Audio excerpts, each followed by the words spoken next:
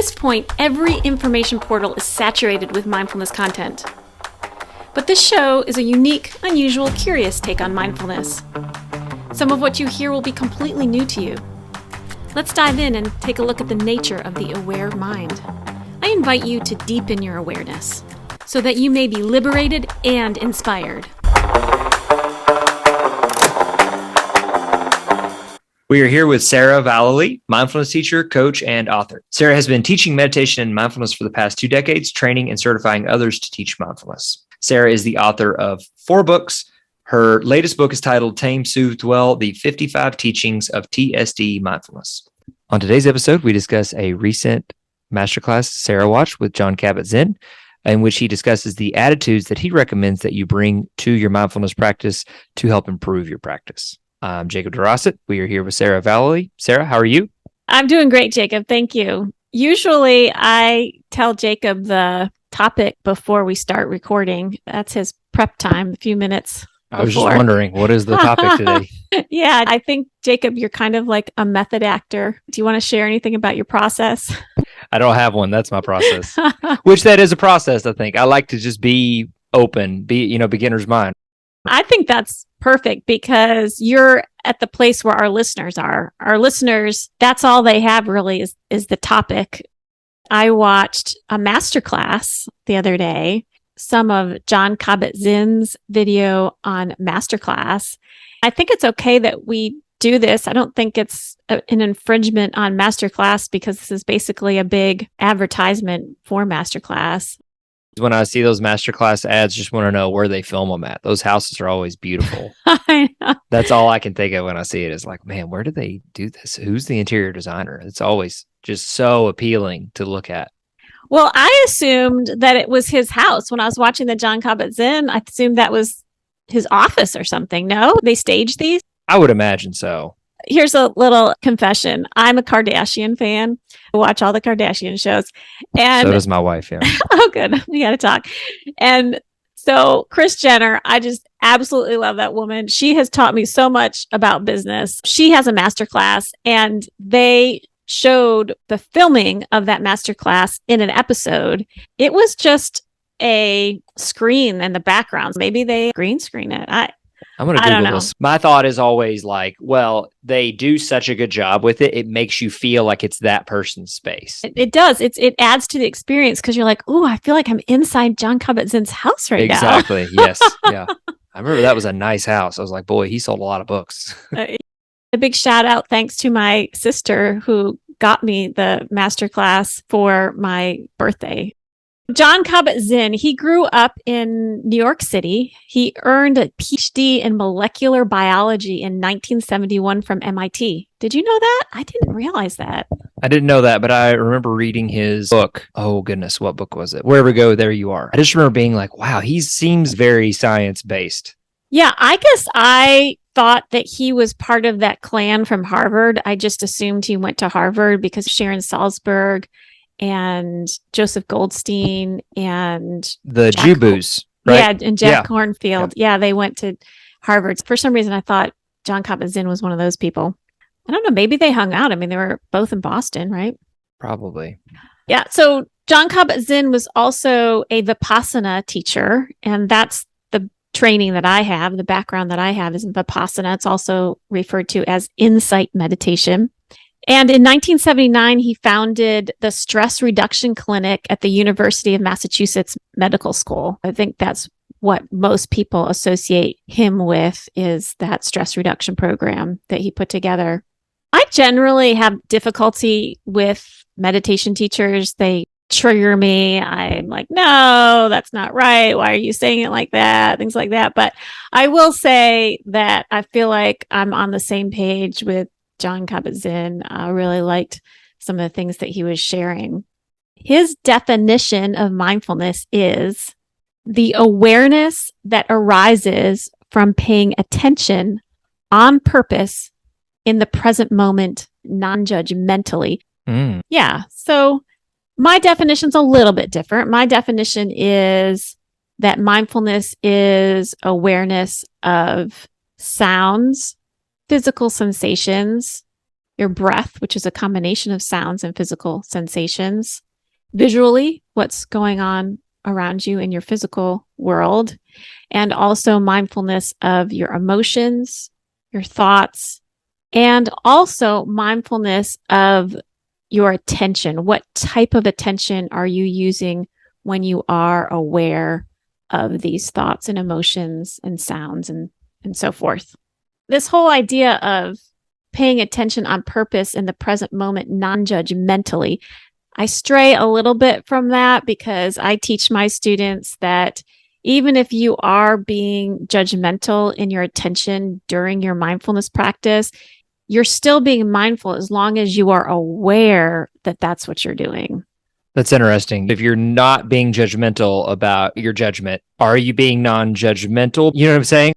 I just have trouble with saying that you have to be in non-judgmental attention to be practicing mindfulness. I see what you're saying there. Yeah, because then that means that if you are being judgmental, you're not being mindful.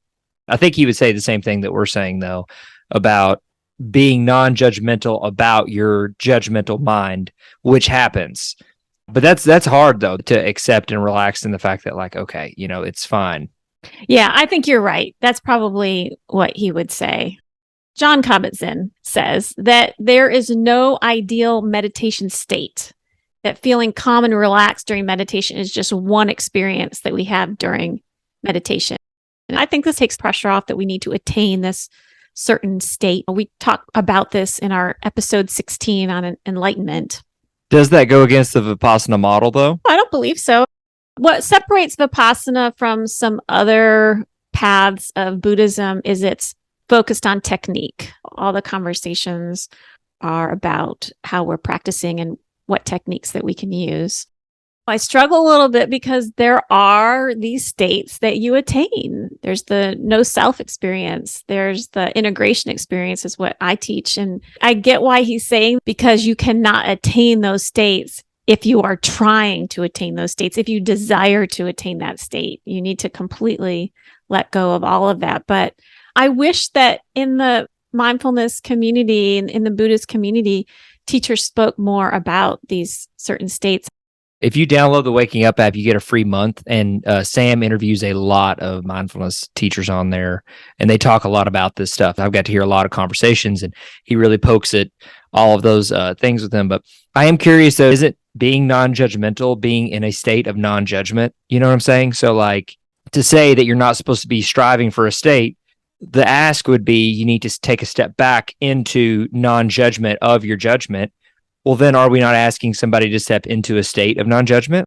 That's a good point, because a lot of teachers will say that it is better to be in a state of equanimity, which is emotional, mental calmness, and to be in a state of non-judgment, to be in a state of non-attachment. And so these are states that we're trying to get to. I think it's a paradox. Right? They're both true on both sides. It depends on the moment, what side you are relating to. The more time that you're aware and mindful of your experience and aware of impermanence and emptiness and all these things, the better it is, right? What I've heard from teachers to say is that you're trying to reach a level of stabilization to where I'm not getting pissed off at somebody that I care a lot about because of the mood that I'm in that day. I think it's about becoming conscious, becoming more aware of what is going on within your psyche and your body and your being. I think that if we want to get better at the practice, we do need to gently remind ourselves to be in what I call mental neutrality, which is we're not going to get attached to thoughts about, oh, I don't like this, or I'm not doing it right, or this is really frustrating that this car sound is ruining my meditation experience. But instead, mental neutrality is feeling any emotions that come up, not denying any emotions, but letting go of those judgments and just taking everything as it is. So yeah, I think for us to improve, we do need to encourage ourselves to be mentally neutral, non-judgmental, however you want to say it. And this is a good segue to the next thing that Jon Kabat Zinn was talking about, which is healing versus curing. Same type of paradox here. If you view healing as a cure or a fix, it can limit you in your own healing, letting go of some of those desires for certain outcomes. For my clients, I think they get to true healing when they move into complete self-acceptance with whatever the discomfort is. So just completely loving and accepting themselves with the pain or with the grief. How do you differentiate healing and curing? Curing is fixing it. He is saying that healing is not about fixing it. Healing, it's not necessarily a fix, meaning you don't get back to how you were before the incident, but you do get to a great place. The curing concept is you get back to how you were. The healing concept is you don't get back to how you were, but you get to a good place. This is interesting because people that have injuries that work with me, physical injuries, they get very, very distraught about the fact they have an injury. And then they're like, oh, I'm asymmetrical. And I'm like, yes, that did happen. And we'll do the best we can to mitigate, but it's not the end of the world. Many people have this. Almost everybody has broken their foot when they were 12, and now they're having right hip pain that's almost debilitating, and they're 40. But you can't fix the fact that that left foot got crushed at one point or whatever it may be. Yeah, and going through that little mini grief process of that loss and moving forward to something new and different. Jon Kabat Zinn also talks about how mindfulness is relationality, and he admits that that's a word that he made up, relationality. And he says this is a practice of becoming aware of your relationship with everything. And I am so on board with these ideas. And the way I teach this is I say that everything is either a form we have a relationship with or a form of relationship. So I'll say that again. Everything in our experience is either a form we have a relationship with or a form of relationship. I'm going to need you to go a little farther. Okay. It's kind of twisted my head up a little bit. Is a window a form you have a relationship with, or is it a form of relationship? Seems like it's a form I have a relationship with. Yeah. And using mindfulness, we can investigate that relationship with the window. The window is protective for us. It protects us from the outside elements. And it also is emotional on some level. The window allows the light to come in and the scenery to come in that can bring us joy. So we have a relationship with something as simple as a window. And you can go through all the things in your physical environment and do the same thing and realize the relationship you have. You can do the same thing with concepts like a speed limit.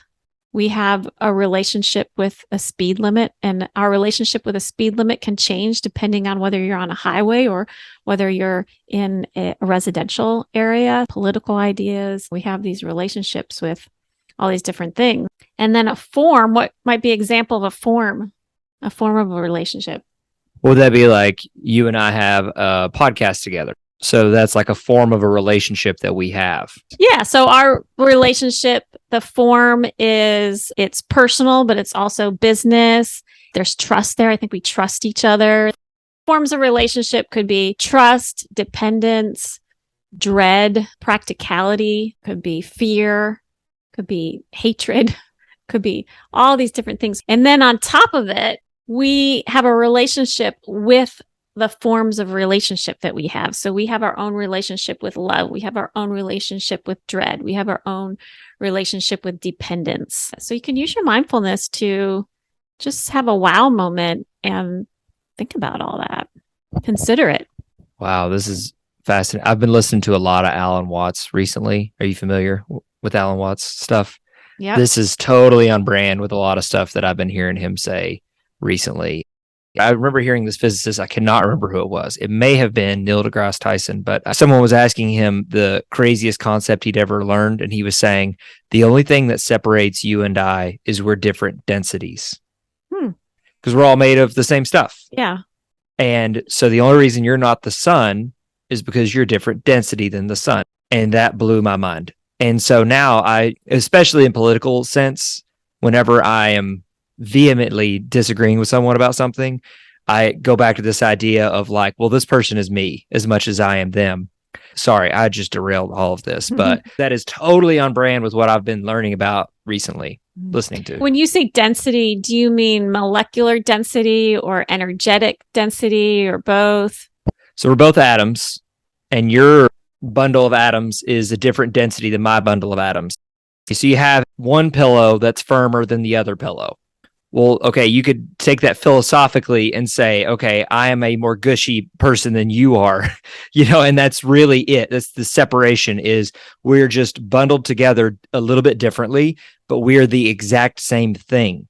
Fascinating. I'm endlessly fascinated. I think I've heard this in a scientific sense, that ourselves and animals and plants and things like that are mostly carbon. Is that the element? So on a kind of atomic level, that we're very similar. Jon Kabat Zinn goes on to explain that there are these certain attitudes that he says that support our mindfulness practice, and they are non-judging, patience, beginner's mind, trust, non-striving, and acceptance.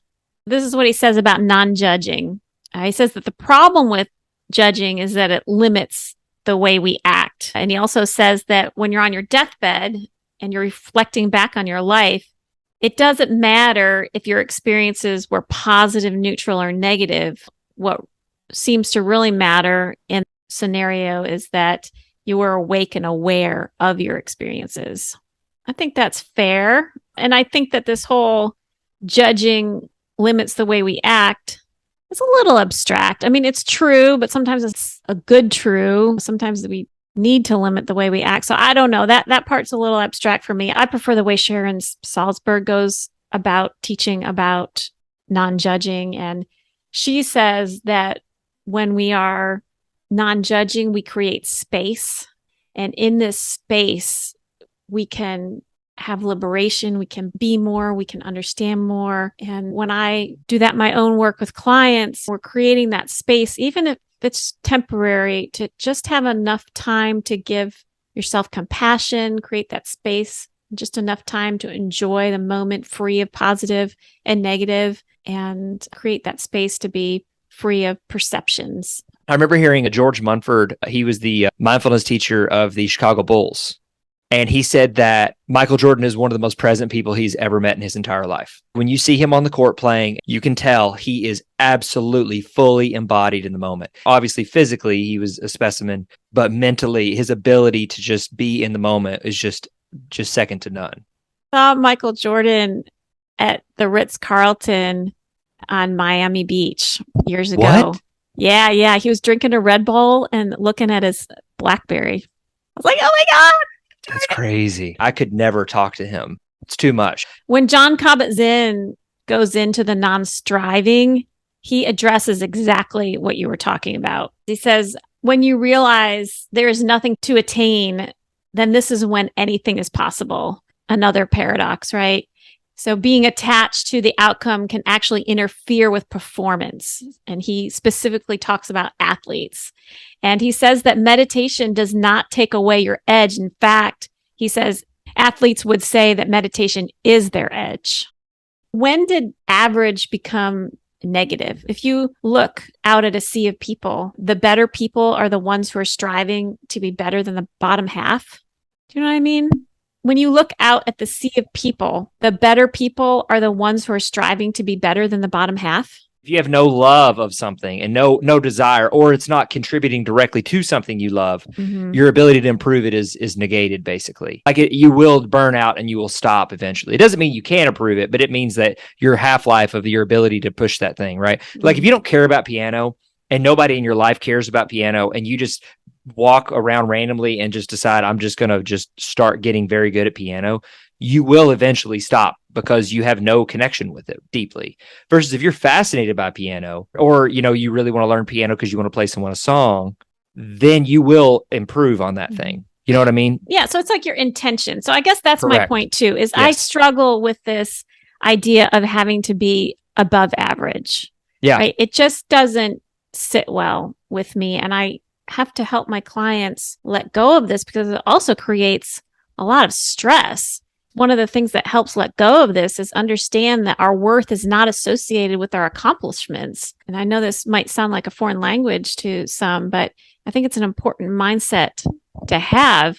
So one of my mantras that I say is, it doesn't matter if I succeed or fail. It matters that I love myself either way. So that's from the heart, like what you're talking about. It needs to come from the heart. Yeah, it needs to be a noble pursuit is the way that I think about it.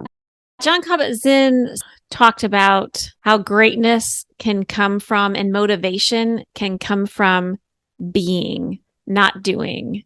And the example that he gives is a professional baseball player who's in the outfield. The guy up to bat hits a ball way out, and this pro ball player does this amazing jump.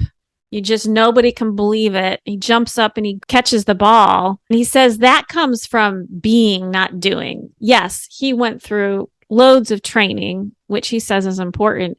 But in that moment, he was just being the moment. And it all just came through. So that's how I think mindfulness can really help athletes or someone who is striving for these amazing accomplishments. So that's what he says about non-striving. He talks about patience. He says that we are missing our moments to get to another moment. And he also talks about not being able to push the river. I love that, especially being in Asheville where we have all these rivers, and it's such a good metaphor. And you think about the river. I think life is just going to flow the way it's going to flow on this deep level. And there's not a lot we can do about it on that deep level. Now, on the surface, there are certain things that we can do to manipulate things, but on that deep level, life's just going to move the way it's going to move. He also talks about beginner's mind. And he says when we know something, it prevents us from seeing reality as it is. The way I look at this is, if you're knowing outcomes, if you're knowing the way things should turn out, if you're knowing certain information, then that's so much of the intellect. But this type of knowing doesn't take place in the heart. When we're truly in the heart, when our consciousness is truly in our heart, we don't know these things. We don't know outcomes. We don't know how things should be. We're really in this open place.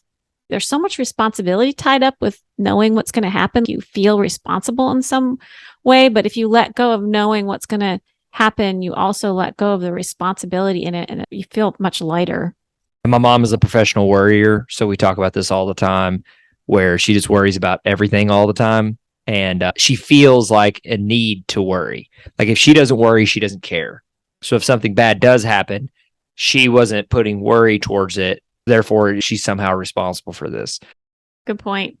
And he talks about trust in yourself, trust in your intentions, trust in your intention to be authentic, trust that you know when not to be trusting, trust in your breath, trust in your heart pumping, which I think is all great. But his discussion about trust is so much about trusting yourself.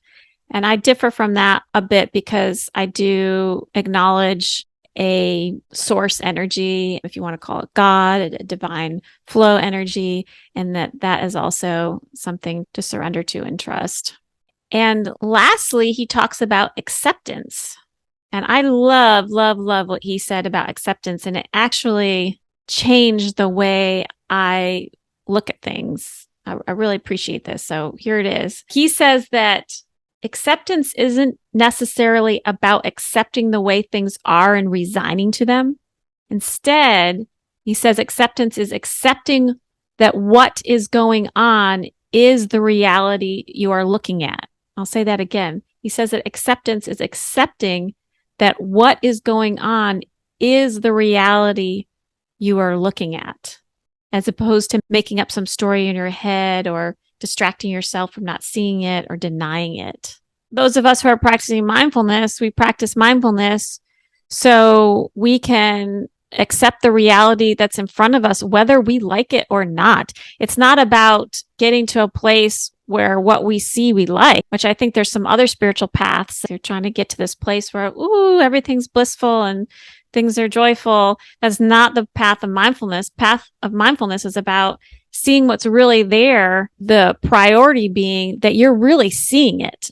Not that it's awesome. It could be not awesome, but the fact that you're able to see it. And he makes the point that when you see the reality of what's happening, that you take action to stand up against harm. That's something that people struggle with when they are making a decision whether to go down this path, is they don't want to go down a path that's going to tell them, hey, you just got to be okay with the way everything is. But the way he explained this is letting us know that, no, you don't have to be okay with it. You just got to see it and accept that this is the reality. The Aware Mind podcast is a TSD mindfulness production. Please visit our website at tsdmind.org. That is T as in tame, S as in soothe, and D as in dwell. Mind as in mindfulness.org. Check out our blog post for this episode with links to supplemental information such as worksheets you can use to put into practice the mindfulness skills shared in this episode. Also, please sign up for our newsletter and receive mindfulness tips. And don't forget to follow us on Instagram at aware_mind_podcast.